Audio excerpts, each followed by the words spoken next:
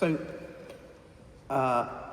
you have a paper in the pack around clergy housing, so I just want to bring some points out around that. But actually, a key part of our offering is around the quality of our clergy housing. It's an important contributor to clergy well-being and to our strategy to actually really put our incumbents at the heart of all we do and the heart of all we are. So your well-being for our clergy is really, really vital, not only for today, but to retain good people, to recruit good people, and to also just ensure that actually well-being is right up there as part of what we're about. Now, it's not something that is we've suddenly sort of had a light bulb moment and thought today we need to talk about clergy housing. We've been grappling with this issue for many, many years, probably decades to some extent. And to a degree, since 2018, we've spent £1.6 million. That's not an insignificant amount of money. It hasn't been raised through parish share to primarily sort of support some of the reactive improvements that we need to do to our clergy housing. But it is exactly that, it's reactive. And overall, we have to be honest and say that the quality of our housing has deteriorated to date due to there being insufficient funding. The £1.6 million simply wasn't enough over that period of time, particularly because there's some catch-up in that. And actually, it impacts particularly on our clergy, but it means that the quality of our housing is damaged. It means our repair costs are higher. So not a great situation all round.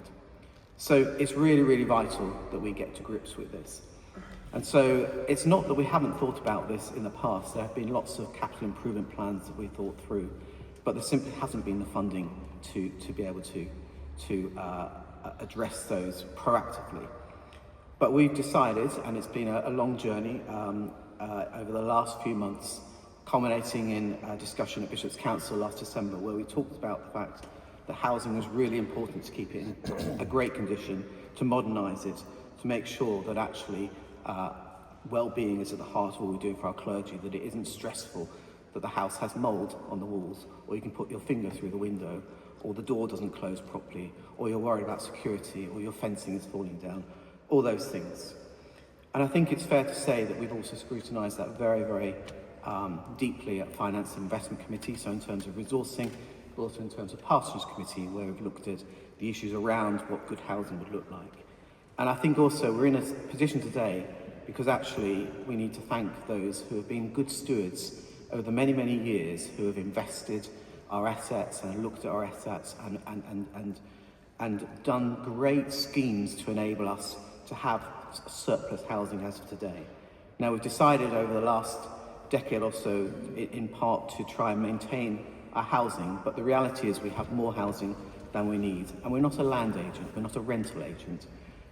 We're actually about supporting our clergy and supporting ministry and mission at a local level and putting everything in place that enables that to happen.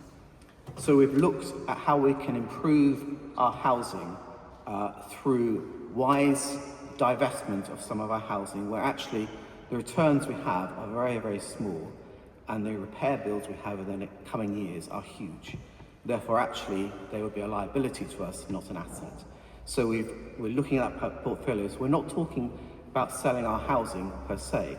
We're talking about selling a small part in order to fund the capital improvement plan, and also to actually invest our assets in other things that will generate better returns to enable us to support a sustainable model going forward. So hopefully that's clear and really important. So what are we planning, and what are we going to do? Well, Bishops' Council and Finance and Investment Committee in particular have approved a plan where we will actually invest £2.2 million over the next 15 to 18 months or so, but through the sale of 3 or 4 properties, potentially. It's always something we review over time, but to kickstart that's what we think we need to do over the next 18 months or so. So that's a catch-up programme. We intend to invest and renew 23 kitchens, 32 bathrooms, 24 windows and roof lines, and we're also literally within the next few days about to award the contract to externally redecorate 70 of our properties. So that actually, and that will include some repairs to timber and that sort of thing. So we're starting that plan very, very imminently. All those works being tendered so that we actually make sure quality is of the highest standard and actually value for money is achieved. What's the future plan? The future plan is that actually between 2026 to 2050 or so, we will be investing around 6.5 million, an average of £260,000 a year, through close monitoring of the sale of assets, but also ensuring that the returns we get support the 260k investment that we need per year.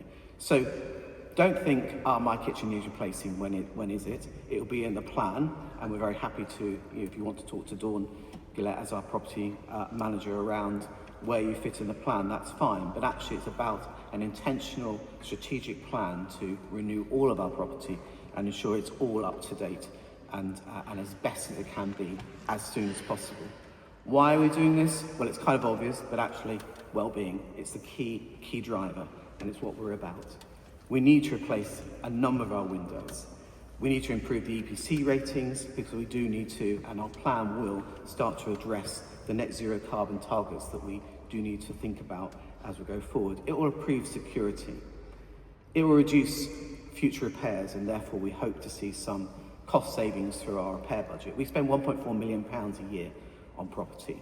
Not all of that is on repairs, but we see some savings around that. And it will improve the appearance and just the general sort of look of our properties in our communities. And that does count. So that's windows, bathrooms, kitchen, exactly the same in terms of reducing some of our repairs, some of our biggest costs around leaks and boilers and things like that. We hope that we will, through a proactive plan, we will ensure that, those kind of costs will come down. And we hope that in terms of external redecoration, as I've said, it will look and feel that our property is being well maintained and well cared for. So it's an ambitious programme. There are some resourcing challenges. That's our plan. That's what we want to do, with the absolute key point that it's about well-being and about treating our housing as our clergy's homes and supporting them as best as possible for the best quality housing that we can provide.